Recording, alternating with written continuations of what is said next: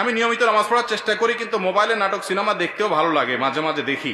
প্রশ্ন হলো, আমার নামাজ আল্লাহ তাআলা কবুল করবেন কিনা? মৃত ব্যক্তি যদি কোনো দেনাপানা থাকে, সেটা কি তার জন্য জানাজার পূর্বে মিটিয়ে দিতে হবে? ফজরের নামাজ জামাতে আদায় করতে না পারলে ওই সময় বাড়িতে আদায় করা সম্পর্কে জানতে চাই। ফজরের নামাজ যদি আপনি জামাতে আদায় করতে না পারেন, তাহলে সেক্ষেত্রে বাড়িতে আপনার যারা আছেন আত্মীয় স্বজন, আপনার বউ বাচ্চা, তাদেরকে নিয়ে বা যারা আছে তাদেরকে নিয়ে জামাতে আদায় করবেন, একা একা করবেন না। আর এটা মাঝে মধ্যে হতে পারে, নিয়মিত যদি এটা হয় তাহলে আপনি ভালো মুসলমান হতে পারলেন না। ফজরের নামাজ জামাতের সাথে যারা হাজির হয়, এরা হলো ওই এলাকার ওই মহল্লার ক্রিম মুসল্লি। ক্রিম মুসল্লি বুঝছেন? সবচেয়ে ভালো মানের মুসল্লি, ভালো মানের ইমানদার মুসলমান।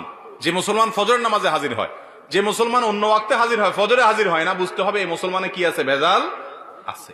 এই জন্য এ ক্লাসের মুসলমান হইতে হলে ফজরের জামাতে হাজির হইতে হবে। হঠাৎ একদিন আপনার মিস হতে পারে, এখন রাত 12টা পর্যন্ত যদি মোবাইল আর ফেসবুক টিপাটিপি করেন, তাহলে ফজর নামাজ চাইলেও জামাতে পড়তে পারবেন না। এই জন্য আগে আগে ঘুমাইতে হবে।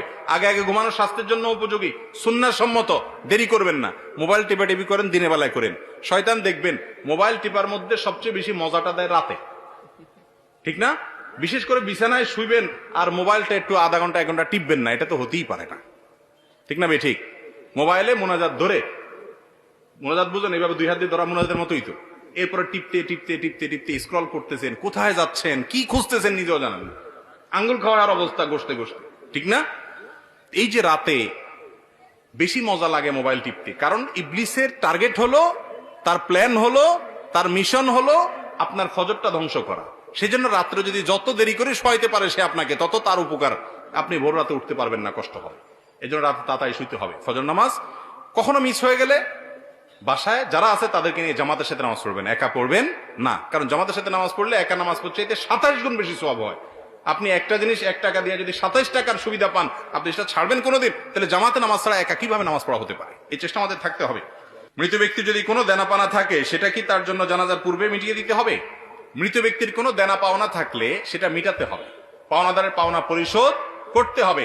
জানাজার আগেই করতে হবে এমন বাধ্যবাধকতা নাই। অনেক সময় দেখা যায় পাওনাদার দূরে আছে বা এই মুহূর্তে মিটমাট করা সম্ভব নয়, তাহলে আপনি লাশ দাফন করার পরে করলেন হবে, কিন্তু আপনি যদি আগে করতে পারেন, সেই সুযোগ থাকে, অবশ্যই আগে করবেন। আর পরে করলেও আদায় হবে, কিন্তু এটা করতে হবে। অনেক সময় দেখা যায় একটা মানুষ মারা গেছেন, তার দেনা আছে, দোকানে বাকি আছে, এগুলো দেওয়ার খবর নাই, 40 খাওয়া নিয়ে টানাটানি, ঠিক না? ঠিক যেটা ফরজ সেটার খবর নাই, যেটা শরীয়ত করতে বলেছে সেটা করে না, যেটা করতে বলে নাই সেটা নিয়ে টানাটানি। আপনার বাবা মারা গেছেন, উনি দেনাদার, পাওনাদারের কাছে ওনার পাওনা আছে, উনি ঝুলে আছেন, আল্লাহর কাছে পাকড়াও, কারণ